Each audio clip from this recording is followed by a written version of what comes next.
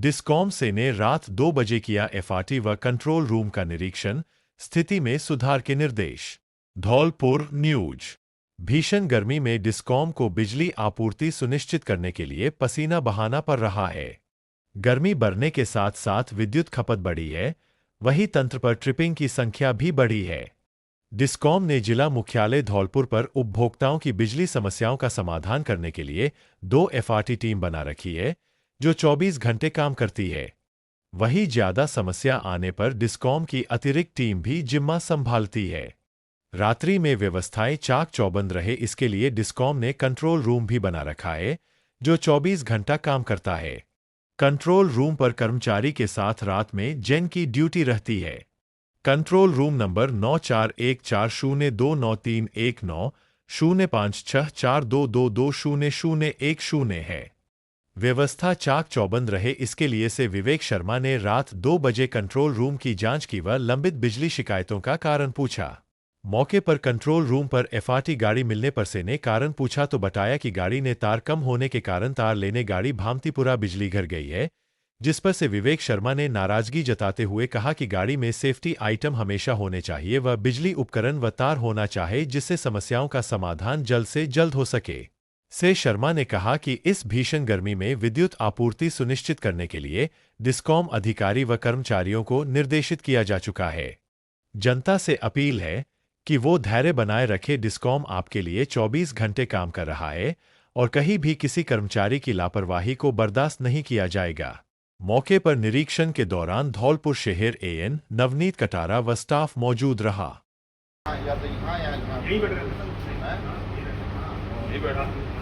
Landline आए तो एक वो रहता ही है।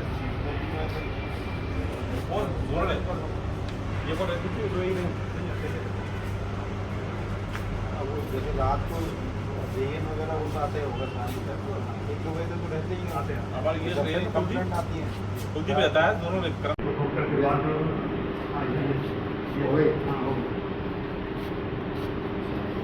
हमारे पास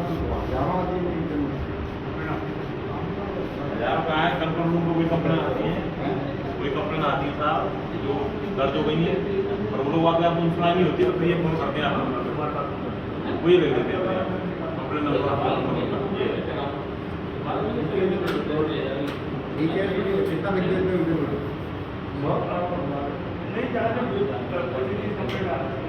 बस तुम्हारे 25-30 की आती है। और चार मिलता नहीं तुम्हारा है चक्कर कंप्लेन का आपकी ये मिलाओ, इस नंबर मिलाओ करो आगे नहीं तो आता तो आराम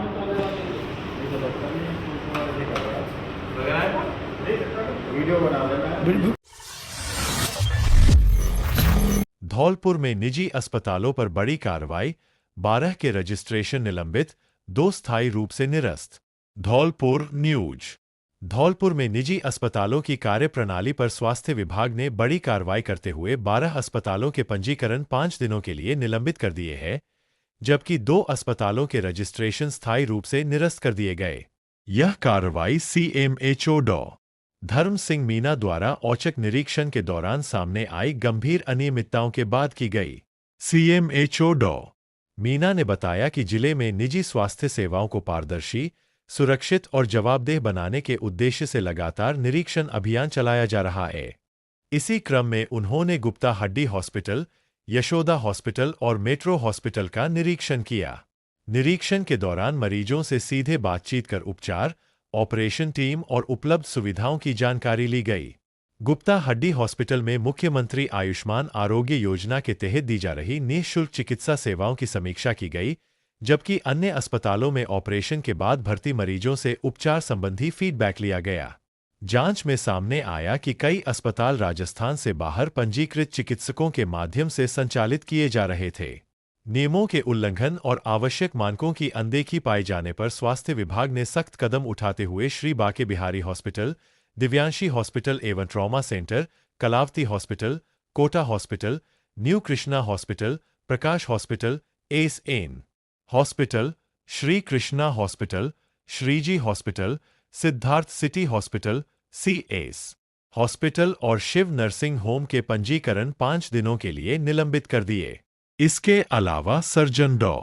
अनुराग सिंह से अनुबंधित ग्लोबल हॉस्पिटल और मैक्स हॉस्पिटल के पंजीकरण स्थायी रूप से निरस्त कर दिए गए हैं। विभागीय जांच लंबित होने के चलते यह कार्रवाई की गई। सीएमएचओ ने स्पष्ट निर्देश दिए हैं कि अस्पतालों में उपचार केवल राजस्थान मेडिकल काउंसिल में पंजीकृत चिकित्सकों द्वारा ही किया जाए। उन्होंने चेतावनी दी कि तय समय सीमा के भीतर नियमों का पालन नहीं करने वाले अस्पतालों के खिलाफ आगे और कड़ी कार्रवाई की जाएगी। अपना घर सेवा समिति धौलपुर की नवीन कार्यकारिणी का गठन। धौलपुर न्यूज। सामाजिक सेवा एवं मानवता के कार्यों में अग्रणी संस्था अपना घर सेवा समिति शाखा धौलपुर की नवीन कार्यकारिणी सत्र 2026 से 2028 का गठन दिनांक 19 मई 2026 को संपन्न चुनाव प्रक्रिया के बाद किया गया। चुनाव शांतिपूर्ण एवं सौहार्दपूर्ण वातावरण में संपन्न हुए, जिसमें समिति के सदस्यों ने उत्साहपूर्वक भाग लिया। समिति के संरक्षक मंडल में श्री उपेंद्र दत्त शर्मा, श्री वासुदेव प्रसाद अग्रवाल, डॉ नरेश शर्मा एवं राजुद्दीन खान एडवोकेट को जिम्मेदारी सौंपी गई है। नई कार्यकारिणी में सौरभ मोदी को अध्यक्ष, डॉ निसार खान उस्मानी को सचिव तथा प्रमोद गोयल को कोषाध्यक्ष चुना गया। वहीं श्याम मनोहर कुलश्रेष्ठ को वरिष्ठ उपाध्यक्ष, सुनील मंगल को उपाध्यक्ष एवं भूप सिंह परमार को सह सचिव नियुक्त किया गया। इसके अतिरिक्त समिति में विभिन्न दायित्वों हेतु पदाधिकारियों की नियुक्ति की गई, जिनमें डॉ अब्दुल रहमान खान को चिकित्सीय प्रमुख, कीर्ति सिंह राजावत एड. को विधि प्रमुख, पंकज विशिष्ट को संगठन सचिव, नवेद दाऊदी को प्रबंध प्रमुख, महेश कुमार शर्मा को अन्नदान प्रमुख, धर्मेंद्र मोदी को तीर्थ यात्रा प्रमुख तथा कमल किशोर कुलश्रेष्ठ को मकर संक्रांति प्रमुख की जिम्मेदारी सौंपी गई। समिति की नवीन कार्यकारिणी में डॉ दीपेश अग्रवाल, श्री कृष्ण सोनी एवं नीरज जैन को सम्मानीय सदस्य बनाया गया है। नवनिर्वाचित पदाधिकारियों ने संस्था के सेवा कार्यों को और अधिक गति देने, जरूरतमंद एवं असहाय लोगों की सहायता के लिए निरंतर कार्य करने तथा समाज सेवा की भावना को मजबूत करने का संकल्प व्यक्त किया। चुनाव प्रक्रिया का संचालन चुनाव प्रभारी राजेंद्र प्रसाद अग्रवाल द्वारा किया गया। उन्होंने सभी सदस्यों एवं पदाधिकारियों का सफल चुनाव संपन्न कराने में सहयोग के लिए आभार व्यक्त किया। पूर्वी राजस्थान की भाषाई पहचान को लेकर मुख्यमंत्री से मांग, विशेषज्ञ समिति गठित करने की अपील। बसेरी न्यूज। पूर्वी राजस्थान के विभिन्न जिलों के नागरिकों ने मुख्यमंत्री राजस्थान सरकार से क्षेत्र की भाषाई एवं सांस्कृतिक परिस्थितियों के अध्ययन हेतु उच्च स्तरीय समिति गठित करने की मांग की है। ज्ञापन में बसेड़ी के पूर्व विधायक सुखराम कोली ने कहा है कि सर्वोच्च न्यायालय द्वारा राजस्थानी भाषा को विद्यालय शिक्षा में शामिल करने संबंधी निर्देशों के बीच पूर्वी राजस्थान की वास्तविक मातृभाषाई स्थिति का अलग से मूल्यांकन किया जाना आवश्यक है। ज्ञापन में धौलपुर, भरतपुर, डीग, करौली, सवाई माधोपुर, अलवर और दौसा जिलों में ब्रजभाषा, हिंदी एवं पूर्वी क्षेत्रीय बोलियों के व्यापक उपयोग का उल्लेख करते हुए कहा गया कि यहाँ की सांस्कृतिक और भाषाई परिस्थिति पश्चिमी राजस्थान से भिन्न है। इसलिए राष्ट्रीय शिक्षा नीति 2020 और मातृभाषा आधारित शिक्षा की भावना के अनुरूप स्थानीय भाषाओं को ध्यान में रखकर नीति बनाई जानी चाहिए। नागरिकों ने मांग की कि विस्तृत भाषाई सर्वेक्षण होने तक इन जिलों में भाषा संबंधी व्यवस्था स्थानीय परिस्थिति के अनुरूप लचीले रूप में लागू की जाए। साथ ही प्रतियोगी परीक्षाओं में प्रश्न केवल हिंदी और अंग्रेजी में पूछे जाने की भी मांग की गई। ज्ञापन में स्पष्ट किया गया कि उद्देश्य किसी भाषा का विरोध नहीं, बल्कि पूर्वी राजस्थान के विद्यार्थियों के हित में व्यावहारिक, समावेशी और संतुलित शिक्षा व्यवस्था सुनिश्चित करना है। मठ कैथरी में फूंकी डीपी बदली, भीषण गर्मी में ग्रामीणों को मिली राहत। जनसेवा, विकास और संघर्ष की पहचान अजयकांत शर्मा। हर परिस्थिति में ग्रामीणों के साथ खड़े रहने वाले कर्मठ नेतृत्वकर्ता। Sam पऊ news. भीषण गर्मी के बीच कैथरी ग्राम पंचायत के ग्राम मठ कैथरी में पिछले 2 दिनों से विद्युत ट्रांसफार्मर डीपी फूंक जाने के कारण ग्रामीणों को भारी परेशानियों का सामना करना पड़ रहा था।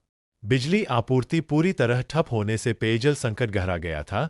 वहीं घरों में पंखे, कूलर और अन्य आवश्यक उपकरण बंद पड़े होने से लोगों का गर्मी में जीना मुश्किल हो गया था। दिन और रात दोनों समय ग्रामीण उमस और तेज गर्मी से परेशान थे। ग्रामीणों ने समस्या की जानकारी ग्राम पंचायत कैथरी के सरपंच अजयकांत शर्मा को दी। मामले की गंभीरता को देखते हुए सरपंच अजयकांत शर्मा तुरंत धौलपुर पहुंचे और विद्युत विभाग के अधीक्षण अभियंता विवेक शर्मा से मुलाकात कर मठ कैथरी की स्थिति से अवगत कराया। सरपंच ने ग्रामीणों की परेशानी को प्रमुखता से रखते हुए तत्काल समाधान की मांग की। अधीक्षण अभियंता ने लिया मामले को गंभीर। अधीक्षण अभियंता विवेक शर्मा ने मामले को गंभीरता से लेते हुए अवकाश होने के बावजूद विभागीय अधिकारियों और कर्मचारियों को निर्देशित किया। उनके निर्देश पर अधिशासी अभियंता एवं विद्युत विभाग की टीम ने तुरंत कार्रवाई करते हुए फूंकी हुई डीपी को बदलवाकर नई डीपी लगवा सके। बाद गांव में पुनः विद्युत आपूर्ति सुचारू हो सकी। बिजली बहाल होने के बाद ग्रामीणों ने राहत की सांस ली और विद्युत विभाग के अधिकारियों व सरपंच का आभार व्यक्त किया। ग्रामीणों का कहना है कि समय रहते कार्रवाई होने से उन्हें भीषण गर्मी में बड़ी राहत मिली है। इस मौके पर ग्राम पंचायत कैथरी के सरपंच अजयकांत शर्मा ने अपने संबोधन में कहा कि गांव की आवाज बनकर हर समस्या का समाधान कराने वाले जनप्रतिनिधि हैं, साथ ही ग्रामीण हितों को सर्वोपरि रखकर तत्परता से कार्य करने वाले सरपंच हैं। ऐसे है अधीक्षण अभियंता विद्युत धौलपुर। अधीक्षण अभियंता विवेक शर्मा त्वरित निर्णय क्षमता और बेहतर कार्यशैली के लिए पहचाने जाने वाले अभियंता, जनहित में तत्पर रहकर राहत पहुंचाने वाले जिम्मेदार अधिकारी, साथ ही ये त्वरित कार्रवाई कर ग्रामीणों को राहत पहुंचाने वाली समर्पित कार्यशैली भी रखते हैं। मैदान स्तर पर कार्य करते हैं। अधिशासी अभियंता बाड़ी। आपको बता दें कि अधिशासी अभियंता गोविंद सिंह चौधरी मैदानी स्तर पर तत्परता से कार्य कर समस्या का समाधान करने वाले अधिकारी, तकनीकी दक्षता और जिम्मेदारी के साथ सेवा देने वाले अभियंता, जन सुविधाओं को सुचारू बनाए रखने के लिए निरंतर सक्रिय है ये अधिकारी। राजा बेटी जिला आयुर्वेद चिकित्सालय में 3 दिवसीय निशुल्क जांच शिविर, लिवर और हड्डियों से जुड़ी बीमारियों की हुई जांच। धौलपुर न्यूज। राजा बेटी जिला आयुर्वेद चिकित्सालय में आमजन के स्वास्थ्य को ध्यान में रखते हुए 3 दिवसीय निशुल्क जांच शिविर का आयोजन किया गया।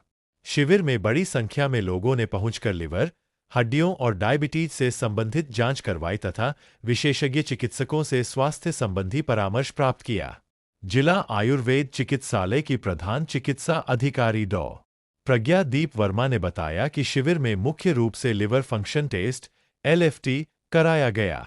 यह एक महत्वपूर्ण रक्त परीक्षण है जिसके माध्यम से यह जांच की जाती है कि लिवर सही तरीके से कार्य कर रहा है या नहीं।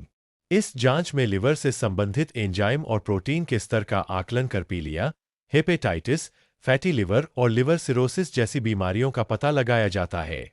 उन्होंने बताया कि यदि किसी व्यक्ति को पेट दर्द, गहरे रंग का पेशाब, उल्टी, कमजोरी या अत्यधिक थकान जैसी समस्याएं महसूस होती है तो उसे समय रहते LFT जांच अवश्य करवानी चाहिए। यह जांच दवाओं के दुष्प्रभावों की निगरानी में भी उपयोगी साबित होती है। शिविर में bone mineral density (BMD) test भी किया गया, जो हड्डियों के स्वास्थ्य का आकलन करने के लिए बेहद महत्वपूर्ण माना जाता है। इस जांच के माध्यम से हड्डियों में कैल्शियम और अन्य खनिजों की मात्रा की जांच की जाती है। BMD टेस्ट से ऑस्टियोपोरोसिस जैसी गंभीर बीमारी का पता लगाया जाता है, जिसमें हड्डियां कमजोर और भुरभुरी हो जाती है। विशेषज्ञों ने बताया कि यह जांच भविष्य में हड्डी टूटने के खतरे का आकलन करने, दवाओं के प्रभाव को समझने और बढ़ती उम्र या रजोनिवृत्ति के बाद महिलाओं में हड्डियों के नुकसान का सही मूल्यांकन करने में सहायक होती है। इसके अलावा शिविर में डायबिटीज सहित अन्य आवश्यक स्वास्थ्य जांचें भी निःशुल्क की गईं। शिविर में मौजूद चिकित्सकों ने लोगों को संतुलित आहार, नियमित व्यायाम और समय समय पर स्वास्थ्य जांच कराने के प्रति जागरूक किया। इस दौरान डॉ. गुरप्रीत, डॉ. आकाश कुमार अग्रवाल, ममता शर्मा, निशा शर्मा, अश्वनी शर्मा, वीरी सिंह, मुन्नापुरी गोस्वामी, रंजीत सिंह, श्रीराम गोस्वामी, संदीप गोस्वामी और देवेंद्र कुमार ने शिविर संचालन में महत्वपूर्ण सहयोग प्रदान किया। बाड़ी ग्रामीण में बिजली विभाग की बड़ी कार्रवाई, 13.50 लाख बकाया पर 5 कृषि ट्रांसफार्मर उतारे। बाड़ी न्यूज। उच्च अधिकारियों के निर्देशानुसार बाड़ी उपखंड के ग्रामीण क्षेत्रों में विद्युत विभाग द्वारा बकाया वसूली और विद्युत चोरी रोकने के लिए विशेष अभियान चलाया गया। अभियान के तहत कनिष्ठ अभियंता ग्रामीण कुलदीप शर्मा एवं उनकी टीम ने कई गांवों में कार्रवाई करते हुए लाखों रुपए के बकायेदार उपभोक्ताओं पर सख्त कदम उठाए। विभागीय कार्रवाई के दौरान 50 रुपये हजार से अधिक बकाया राशि वाले उपभोक्ताओं के खिलाफ कार्रवाई करते हुए करीब 13.5 लाख रुपए की बकाया राशि पर 5 कृषि विद्युत ट्रांसफार्मरों को मौके से उतरवाया गया। विभाग की यह कार्रवाई अंबर खाका नगला, लालोनी, नगला बीदौरा, अजीतपुर सहित अन्य गांवों में की गई। विद्युत विभाग की टीम ने ग्रामीण क्षेत्रों में विद्युत चोरी करने वालों के खिलाफ भी सघन अभियान चलाया। निरीक्षण के दौरान मौके पर 7 बीसीआर भरी गईं, जिन पर करीब 1.50 लाख रुपए का जुर्माना अधिरोपित किया गया। विभागीय अधिकारियों ने स्पष्ट किया कि अवैध रूप से बिजली उपयोग करने वालों के खिलाफ आगे भी लगातार कार्रवाई जारी रहेगी। अभियान के दौरान कनिष्ठ अभियंता कुलदीप शर्मा ने विभागीय टीम ने उपभोक्ताओं से समय पर बिजली बिल जमा कराने और विद्युत चोरी से बचने की अपील की। अधिकारियों ने कहा कि बकाया राशि जमा नहीं करने और अनियमितता पाए जाने पर विभाग आगे भी ट्रांसफार्मर हटाने, कनेक्शन काटने और जुर्माना लगाने जैसी कार्रवाई करेगा। ग्रामीण क्षेत्रों में हुई इस सख्त कार्रवाई से बकायेदार उपभोक्ताओं में हड़कंप मच गया। वहीं विभाग की कार्रवाई को लेकर क्षेत्र में चर्चा बनी रही। जीवन रक्षा अभियान के तहत परिवहन विभाग की बड़ी कार्रवाई, 65 ओवरलोड टेम्पू जब्त। धौलपुर न्यूज। जिले में सड़क सुरक्षा को लेकर चलाए जा रहे संयुक्त जीवन रक्षा अभियान के तहत परिवहन विभाग ने बड़ी कार्रवाई करते हुए 65 अवैध और नियम विरुद्ध संचालित टेम्पू वाहनों को जब्त किया है। यह कार्रवाई क्षमता से अधिक सवारियां भरने, बिना परमिट संचालन, फिटनेस और बीमा दस्तावेजों की कमी तथा बिना नंबर प्लेट चल रहे वाहनों के खिलाफ की गई। जिला परिवहन अधिकारी गौरव यादव ने बताया कि जिला कलेक्टर श्रीनिधि बीटी और जिला पुलिस अधीक्षक विकास सांगवान के निर्देश पर जिले भर में विशेष अभियान चलाया जा रहा है। अभियान का उद्देश्य सड़क दुर्घटनाओं में कमी लाना और आमजन की सुरक्षा सुनिश्चित करना है। उन्होंने बताया कि पिछले 48 घंटों में परिवहन विभाग की टीम ने लगातार निरीक्षण कर बड़ी संख्या में नियमों की अनदेखी करने वाले टेम्पू वाहनों को जब्त किया है। परिवहन विभाग की जांच में सामने आया कि कई वाहन बिना वैध परमिट, फिटनेस प्रमाण पत्र और बीमा के सड़कों पर संचालित हो रहे थे। कई टेम्पू क्षमता से कहीं अधिक सवारियां भरकर चलाए जा रहे थे, जिससे यात्रियों की जान जोखिम में पड़ रही थी। विभाग ने ऐसे वाहनों पर सख्त कार्रवाई करते हुए उन्हें जब्त कर लिया। परिवहन निरीक्षक श्रीकांत कुमावत ने बताया कि मनिया क्षेत्र सहित ग्रामीण इलाकों में बड़ी संख्या में टेम्पू वाहन ओवरलोड होकर संचालित हो रहे थे। कई चालक नियमों की अनदेखी कर यात्रियों की सुरक्षा से खिलवाड़ कर रहे थे। अभियान के दौरान ऐसे वाहनों के खिलाफ मौके पर कार्रवाई की गई। विभाग द्वारा बिना नंबर प्लेट संचालित ट्रैक्टर ट्रॉलियों पर भी नंबर अंकित करवाने की कार्रवाई की जा रही है, ताकि वाहनों की पहचान सुनिश्चित की जा सके और भविष्य में दुर्घटना अथवा नियम उल्लंघन की स्थिति में जिम्मेदारी तय की जा सके। परिवहन विभाग ने वाहन चालकों से अपील की है कि वे बिना परमिट, फिटनेस और बीमा के वाहन संचालित न करें तथा निर्धारित क्षमता से अधिक सवारियां न बैठाएं। विभाग ने स्पष्ट किया है कि नियमों का उल्लंघन करने वालों के खिलाफ आगे भी सख्त कार्रवाई लगातार जारी रहेगी। धुरवास बालाजी दर्शन के दौरान हादसा, पार्वती नदी में डूबने से 12 वर्षीय बालक की मौत। सैमपऊ न्यूज। सैमपऊ क्षेत्र के कुनकुटा गांव से धुरवास बालाजी के दर्शन करने गए एक परिवार पर उस समय दुखों का पहाड़ टूट पड़ा जब 12 वर्षीय बालक की पार्वती नदी में डूबने से मौत हो गई। हादसे के बाद परिवार सहित पूरे गांव में शोक की लहर फैल गई। जानकारी के अनुसार कुनकुटा निवासी कार्तिक, 12, अपने भाई सार्थक और 3 अन्य साथियों के साथ धुरवास बालाजी दर्शन के लिए गया था। दर्शन से पहले सभी बच्चे पार्वती नदी में नहाने के लिए उतर गए। इसी दौरान कार्तिक अचानक गहरे पानी में चला गया और डूबने लगा। बताया जा रहा है कि नदी में पानी का बहाव और गहराई अधिक होने के कारण कार्तिक खुद को संभाल नहीं सका। उसके साथ मौजूद बच्चों ने शोर मचाते हुए तुरंत नदी से बाहर निकलकर परिजनों और आसपास मौजूद लोगों को सूचना दी। घटना की खबर मिलते ही बड़ी संख्या में ग्रामीण और परिजन मौके पर पहुंच गए।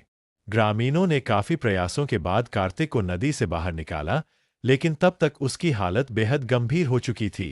परिजन तत्काल उसे सामुदायिक स्वास्थ्य केंद्र सैंपू लेकर पहुंचे, जहां प्राथमिक उपचार के बाद चिकित्सकों ने हालत नाजुक देखते हुए जिला अस्पताल रेफर कर दिया। हालांकि जिला अस्पताल पहुंचने से पहले ही मासूम ने रास्ते में दम तोड़ दिया। अस्पताल पहुंचने पर चिकित्सकों ने उसे मृत घोषित कर दिया। मृतक के ताऊ गोपाल ने बताया कि कार्तिक अपने भाई और अन्य साथियों के साथ बालाजी दर्शन के लिए गया था। हादसे के बाद परिवार का रो रो कर बुरा हाल है। परिजन बिना पोस्टमार्टम कराए शव को अपने गांव ले गए, जहां गमगीन माहौल में अंतिम संस्कार की तैयारी की गई। इस दर्दनाक घटना के बाद गांव में मातम पसरा हुआ है। ग्रामीणों ने नदी और जलाशयों के आसपास सुरक्षा व्यवस्था मजबूत करने तथा बच्चों को अकेले पानी में न जाने देने की अपील की है। श्रीमद् भागवत कथा के पोस्टर का हुआ विमोचन। भरतपुर न्यूज।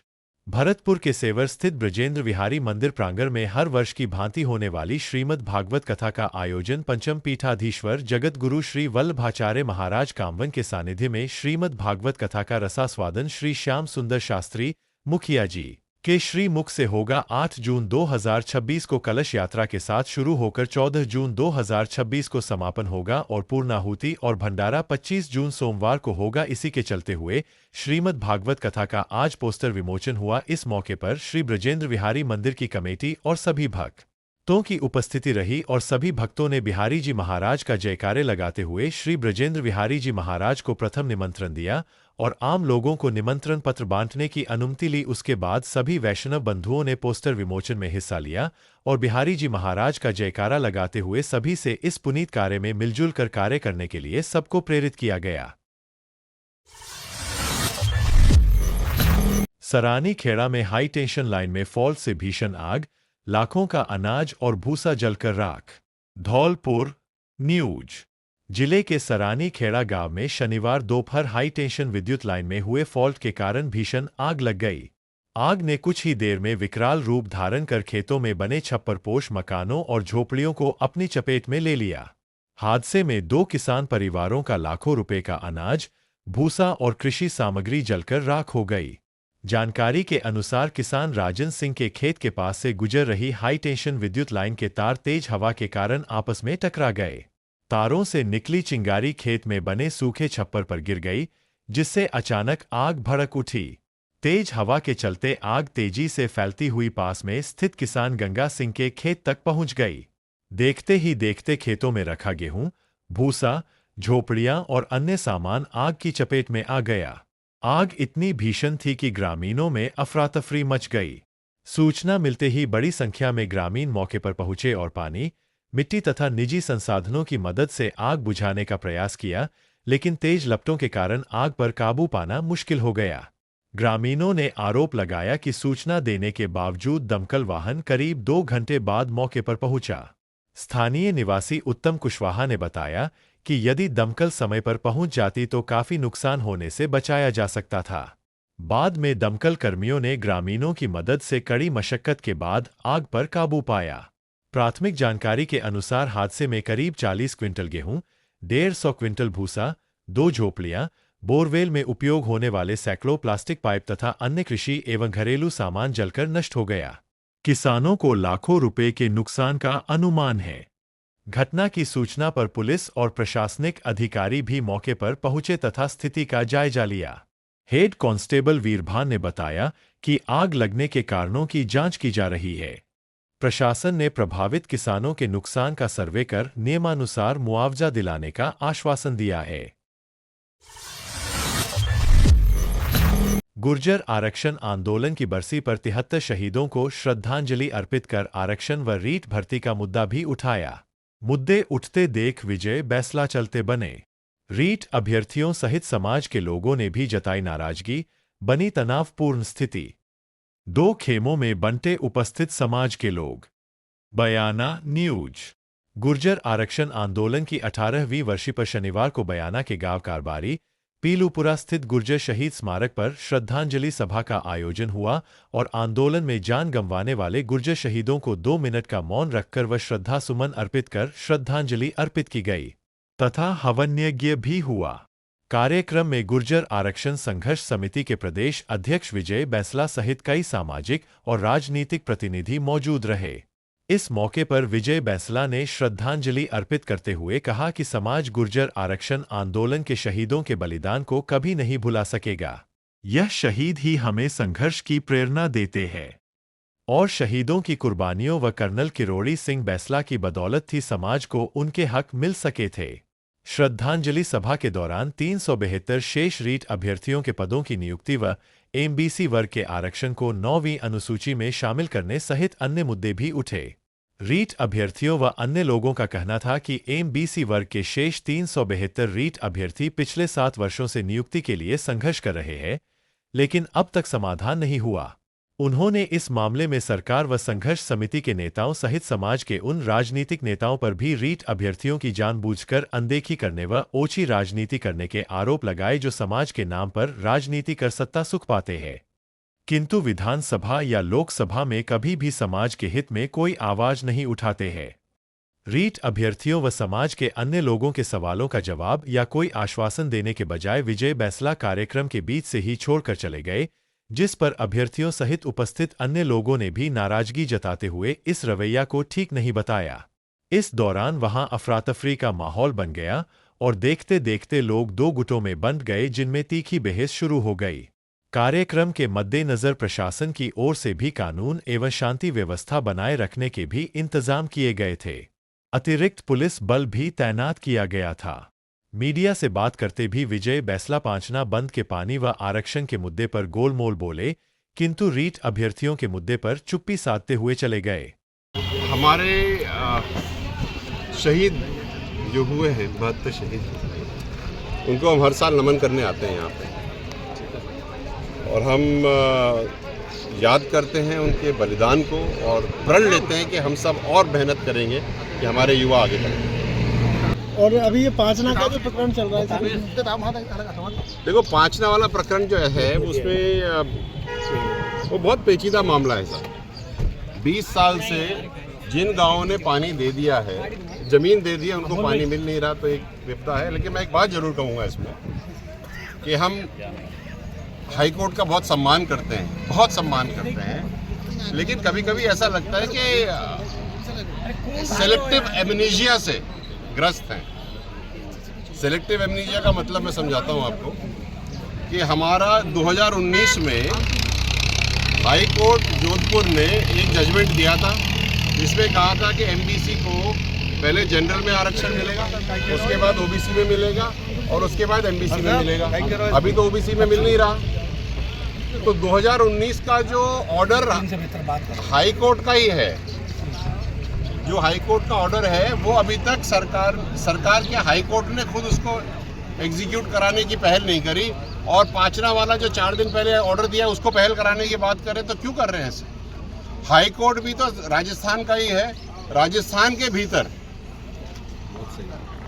आपका बैकलॉग लागू है, लेकिन आरजेएस की भर्ती में बैकलॉग लागू नहीं है। तो मुझे एक बात समझाओ कि जो एमबीसी समाज, खास करके गुर्जर समाज है, जब उसके फायदे की बात आती है तो सब चुप रहते हैं, लेकिन जब उनके जबरदस्ती उनके ऊपर ऑर्डर करा करके पानी खुलवाने की बात है तो सब लट लेके खड़े हो जाते हैं। ये सेलेक्टिव एमनीशिया है साहब। गुर्जर समाज के साथ ये गलत हो रहा है। आप उसको एग्जीक्यूट क्यों नहीं करा रहे हो? 2019 का जो ऑर्डर है सरकार का, वो जिसमें ओबीसी में मिलना चाहिए, वो हमने तो नहीं लिखा, तो समझना चाहिए ना।